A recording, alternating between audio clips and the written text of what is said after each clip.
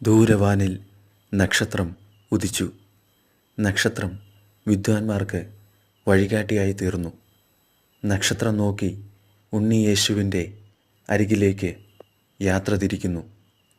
ആട്ടിടയന്മാരും കൂട്ടരും വന്നു തുടങ്ങി. രാജാക്കന്മാർ കാഴ്ചകളുമായി ഉണ്ണിയേശുവിനെ വരവേൽക്കുന്നു. മാലാഖസംഘം ആകാശമേഘങ്ങളിൽ പറന്നുയർന്ന് രക്ഷകനെ ദർശിക്കുന്നു.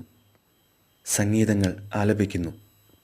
ലോകത്തിൻ്റെ രക്ഷയ്ക്കായി അവതരിച്ചവൻ്റെ സുദിനം ഇതാ വന്നെത്താൻ പോകുന്നു.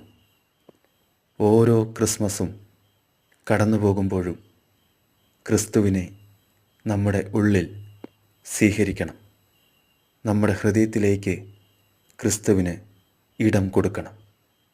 അതാവണം ക്രിസ്മസ്.